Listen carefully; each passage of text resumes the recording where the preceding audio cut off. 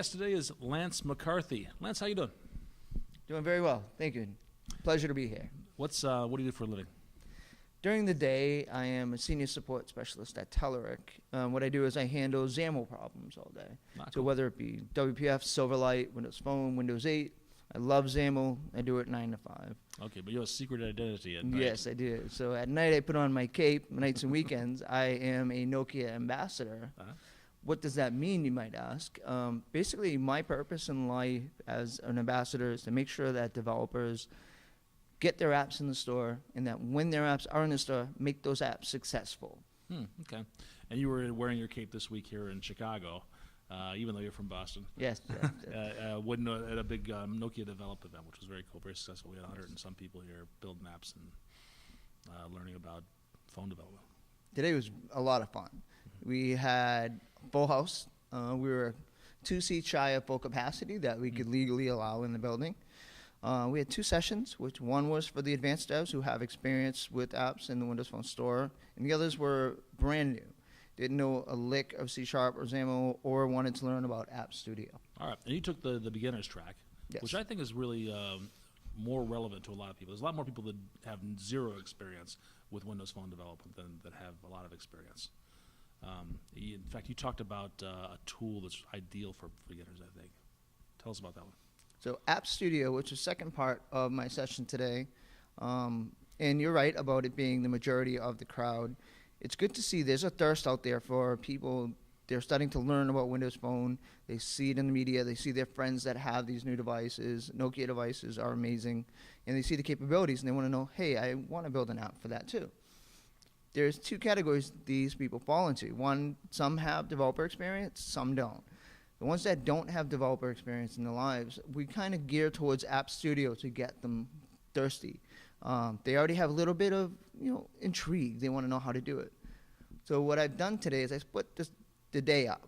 The first part of the day is to introduce them to what Windows Phone design and the Windows Phone design language and what the modern UI brings, about putting the user first, the user experience, know what the user expects, especially being on Windows Phone.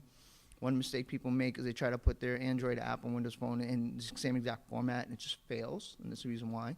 So once I passed out this information where they have an understanding of what to expect and how to build an app, then I introduced them to App Studio. App Studio is a great service by Microsoft. It's all cloud-powered. You can build an app in a web browser, a native app built in a web browser that compiles down to native code and can be published directly to the Windows Phone store. Okay, so I can, the only development tool I need is a web browser. I don't need Windows. I don't need Visual Studio. Is that right? Correct. Am I correct? On the browser. All right. That sounds too good to be true.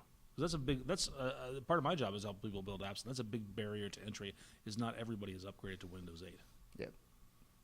The magic happens in the server. So Microsoft have a server that leverages MVVM heavily.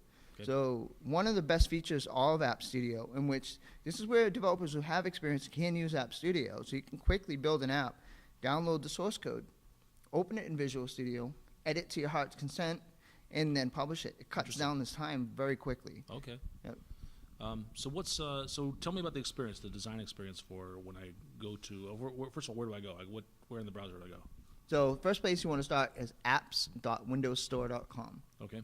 And the first thing it'll do is when you click, let's create a new one or sign in, you sign in with your Microsoft account. We used to call that a live account. Yes, right, the live account, your live ID. That has expanded. Some people are using their Gmail, which now works. So you can sync up your Microsoft account with your Gmail, which helps break down some barriers too, because people's like, oh, I have a Hotmail from 10 years ago. It's like, no, don't worry about it. We'll take care of it. Yeah, people don't want one more email address. Right, exactly. So there is a way to get them in and get them on board. What I do is I explore the interface. The interface is very user-friendly, developer-friendly, where this is a section.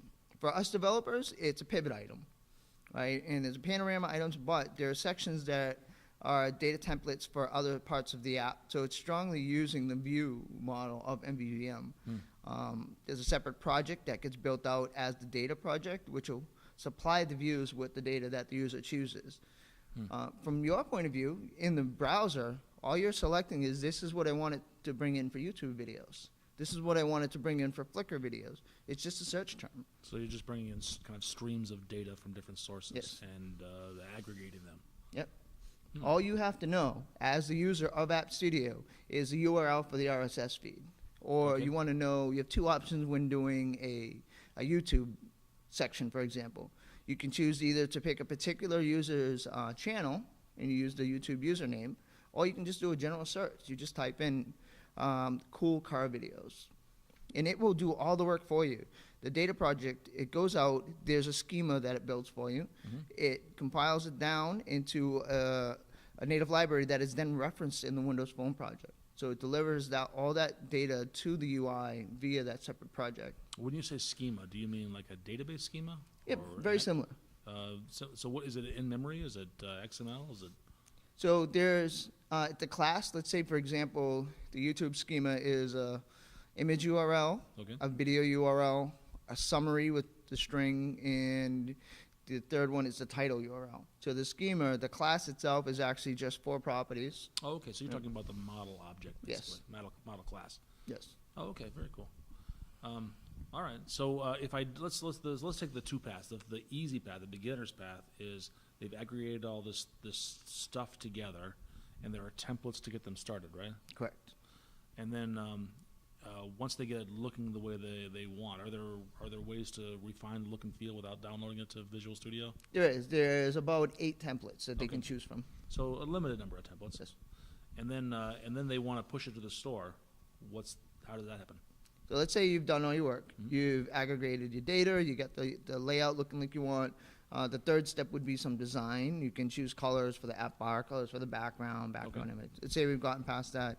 The last step is the generate step.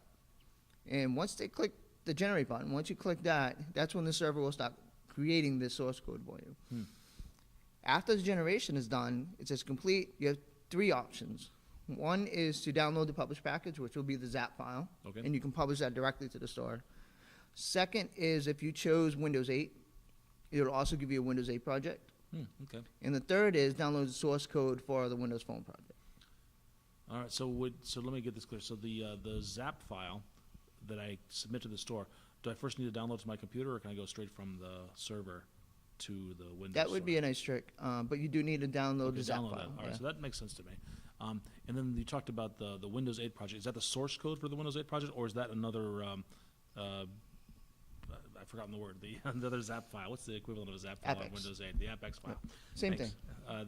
That's just the AppX, or is it the entire source code for a Windows 8 Both. project? So the same approach that they use for delivering you the options of whether you just want the publish package Okay. is an AppX. The caveat here is that if you chose the Windows Phone in Windows 8 project, it's going to deliver an AppX for Windows Phone and an AppX for Windows 8.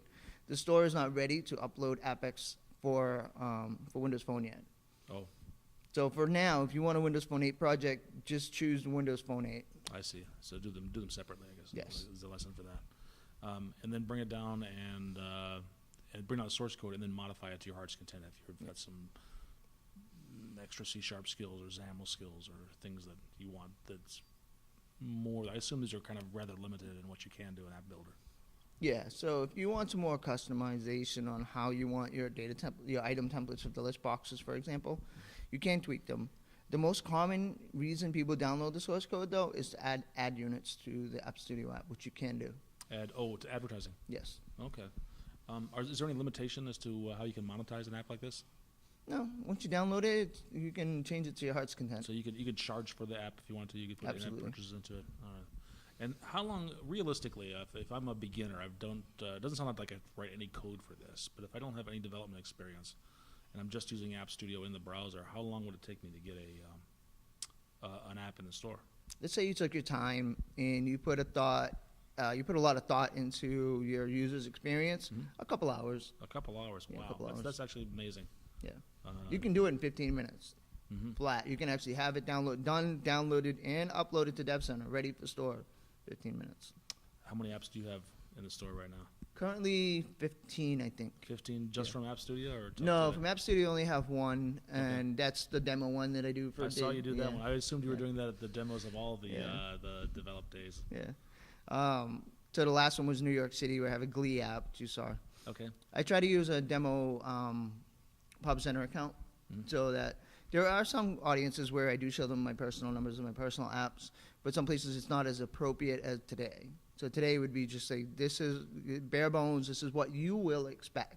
Okay. So they don't get confused by other numbers and other things that they see in Dev Center. Right. So they see a nice clean interface. This is how you upload your app. This is how you upload your icon in your first screenshot. So you actually stood on stage and built it and explained as you were going in, I did. What, an hour? We did the session, took about an hour and a half. I stepped through every single thing. There are some, you can have custom collections, which I showed them how to do. And through a dynamic collection with App Studio, you can publish an app and change the bound collection, and it will update everybody's app without having to republish a new app. So there's a really cool feature where Microsoft will handle and host all these databases for you. Okay. So it took a little more time to do that. And then for one of our lightning talks, I published the app that we had built earlier today. Right. And it went live by the time the lightning talks were done. Wow. That's on Microsoft's end. They're doing Yes, a good job absolutely. of pushing these apps through the store a lot faster. It used to take days. One trick is they are using the capabilities in app declares. So let's say I had an app that wants to iterate through your contacts. Chances are that's not going to pass so quickly because it's looking into the user's personal data. I see. But certain things like App Studio, where the basic capabilities are declared, there's nothing really personal about what's being pulled out of the user's phone, it'll pass quickly. Interesting. Anything we should have talked about that we did not? Around App Studio? Not really. I mean, you have Facebook, you have YouTube, you have Flickr, you have Bing, you have an RSS feed. Those are the main categories. You can go further, customize it with custom collections, such as an app, a back-end custom collection you can update remotely. And there's also a new feature where the menu, you can have, let's say if you have an RSS feed with several channels, say I don't want to waste all 6 of my sections on news feeds. Instead, you can add one section that is a menu, and in that menu have several RSS feeds to be able to load up. Oh, I see. Lance, thanks a lot. Yes. Good stuff. Pleasure to be here. Thank you. It's an honor.